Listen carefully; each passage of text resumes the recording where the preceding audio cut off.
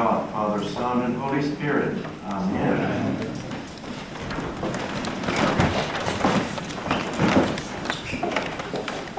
There's a silly story from the Jewish tradition about a rabbi who went on a journey with a servant named Jacob. Their cart was drawn by a very lively horse that the rabbi was very fond of, having had the horse with him for about 20 years. They came to a roadside inn, at which time the rabbi asks his servant Jacob to remain with the horse and the load while he goes in to rest. In the meantime, while the rabbi's inside resting, a horse trader comes by and figures that he could take advantage of this young man named Jacob. And what he does is supply him with drink, and Jacob soon was intoxicated enough that it was very easy for the horse trader to induce him to sell him the horse for basically nothing. Although drunk, Jacob realized he'd done something wrong. And what would the rabbi say when he came out to see him? An idea occurred to him. He placed himself inside the harness of the cart and started to chew hay. You know where this is going. When the rabbi came out, he was struck speechless by what he saw. And he asked, "Where is the horse? What's the meaning of this?" "What on earth are you doing?" said the rabbi, really frightened to death from seeing Jacob eating hay. "Have you gone out of your mind?" Jacob says, "Don't be angry with me, Rabbi. Years ago I was very foolish and very young, and I made a mistake. I was wild and foolish, and I sinned with a woman. So to punish me, God put me in the position of being a horse. So for 20 long years I have been faithful to him, my master, by being your horse. It seems like the punishment is over, and praise God, I'm a man again." Now when the rabbi heard Jacob's story, he was a little shaken, began to tremble and pray to God for his mercy. However, there was a practical thing to take care of, and that is they had no horse to pull the cart. So he tells Jacob to stay with the load, and he's going in town to the trader's kiosk to get a horse. And yes, you know what happens. The rabbi goes to the marketplace and finds his old horse. And trembling and shaking, goes up to it, alarmed as it was, the rabbi, and whispered into his ears, "For goodness sake, Jacob, that soon again?" And I start with that light-hearted piece because I want to talk to myself out loud so you can hear me about temptation. Someone gave me a coffee cup one time, a little mug, that had an apple and a little worm coming out, and around the bottom it says, "I can resist anything but temptation." I tried to find that for a little show and tell, but I do not know where it is anymore from all our moving. But temptation is a real part of our lives. We cannot escape it. What happens is when we succumb to temptation is we stray away from our values. We know who we are. We know whose we are. We know what our parents have taught us, but we stray away from that. We avoid struggle. We take shortcuts. We basically find the easy way out. And we run away to a safe place at times. But we all have to deal with the tempter. Whether we call it Satan or the devil or whatever name we attach to the tempter, we all have to deal with him. Temptation is not all bad. We all need temptation because in the process of dealing with it, we strengthen our character, and our spiritual life seems to be a little bit clearer and stronger. Now, although people like to give credit to God for temptations, I want to say to you that God does not give us the temptations. So when I say temptation, and the word temptation, what does that say to you? What image do you have in your mind of the action of a temptation and maybe the end result of a temptation? Now, the Episcopal Church is an interactive church. We say, the Lord be with you. You say, and also with you. So if a preacher asks a question, temptation, what does it say to you? What's temptation? The angel and the devil. The angel and the devil on your shoulder. Good. That's good, Michael. Okay. Angel and devil. Two sides to an issue. What else? That extra piece of pie you shouldn't eat during Lent? It's so enjoyable, that's right. It's called the easy way out. So, yes. But you see, temptations generally seem to be something that will entice us to do wrong. But the word that Matthew uses in his gospel in Greek is periazine, and what that means is to test. Even when I read it today, it says that the Spirit took Jesus to the desert to be tempted by Satan. And then later on, Jesus says, do not put your God to the test. So those who wrote the NRSV, which is what we read, wanted us to have both interpretations of the word. Temptation and test. But a test is not that bad. It makes us stronger, and also it does not always lead us to sin. So whether it's a temptation or a test, let's look at the three events that Jesus experienced in the desert. Turn stones to bread, the devil says. Fill up your belly. Don't be hungry. Have everything that you need and more. It's a temptation to always have more. Is happiness based on having more things, the finer things in life, wealth, whatever it is that it is.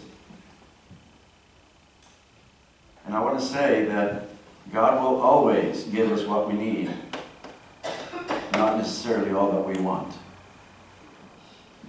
I would love a Lamborghini, but that's not what God wants me to have. I'm delighted with my Mustang, believe me. And I have enough cops looking at me already. Jesus' response to the devil was that there's more to life than having a full stomach. There's the Word of God. And Jesus overcomes the first temptation by putting his whole trust in God, which is very difficult for us to do. But the wise person trusts God, that God also will provide all that he or she needs. The second one, throw yourself off the pinnacle of the temple. That's pride. That's the world telling us what it is that we need and how to get it. Jesus could have jumped, and I think the angels would have saved him. And also, if you and I had been in the marketplace and people started pointing up to the pinnacle of the temple and showing a man up there, we were either recognizing him because we've seen this itinerant preacher preach, or not. But all of a sudden there's somebody up there and he's going to jump off. What would you do? Most likely, all of us would stay there and see what happens. And what do you think you would have done if he jumps, lands safely, and he says, come follow me? We go. Oh, baby, we go. And we would go and follow that man until the first time he disappoints us. And then the sensationalism that occurred is forgotten, is discarded, and we will turn away. So Jesus, by jumping, would have gathered a crowd of followers who wanted him for the sensationalism. And later on, he would have been asked to jump from higher places as he went along. I believe this. If Jesus had jumped off the pinnacle of the temple, it would have been his undoing. His ministry would have ceased at that time.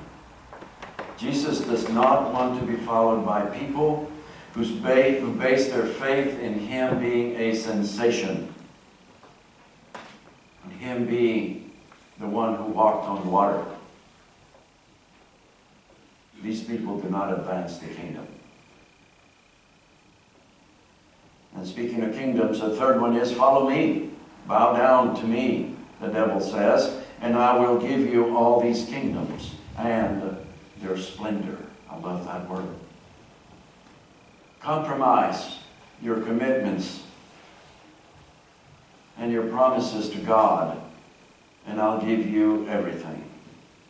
Do not be honest and follow through with your baptismal covenant, and you will get everything the devil says. This would have been probably the hardest temptation for Jesus, because as Jesus is going through these temptations, he's learning how to die. He's learning to not use his divine power to do away with all the temptations, but on the contrary, he lives through them. This would have been a shortcut from the pain and the death that he knew would be coming. But he does not compromise his sonship. He does not compromise his obedience to his Father, his mission, and his ministry. He responds, worship the Lord your God and serve him only. So we have three temptations here today. The first temptation for Jesus to use his gifts for selfish purposes. The second one, to base his witness on sensationalism. And the third one, to compromise his ministry and his mission. And as I was reflecting on what I wanted to say this morning, it came to me that these three awful and very enticing temptations are the three most difficult temptations that any church can face nowadays. Why don't we use our gifts for ourselves? Why don't we develop some kind of flashy sideshow in the parking lot or on Smurl and attract people because we're so sensational? Why don't we compromise our baptismal promises, our mission and ministry that we have exercised here for many years? I'm convinced that we're called by God to do something different. And in the early 80s, there was a contemporary rock artist, Christian rock artist by the name of Don Francisco. And he wrote many songs that were attractive to me, but this one stood out for this day in this place. It goes like this. I don't care how many buses you own. I don't care the size of your sanctuary. I don't care how steep your steeple is if it sits in a cemetery. I don't care if you have paved parking lot, nor if you put pads on your pews. What good is a picture-perfect stage if you're missing all the cues? I don't care if your pastor is super-powered and your program's always new. What you need is love and truth, and people are going to come to you. What good is it to know the Bible if it's all in your head? Have you done the things I said? Do you love your wife? For her and for your children, are you laying down your life? What about the others? Are you a living servant to your sister and your brother? Do you make the poor man beg for a bowl? Do the widow and the orphan cry alone? We know what Jesus did when he faced the temptations, and the question remains, and always will be, when faced by the tempter, which way will we choose? In the name of the Father, and of the Son, and of the Holy Spirit. Amen.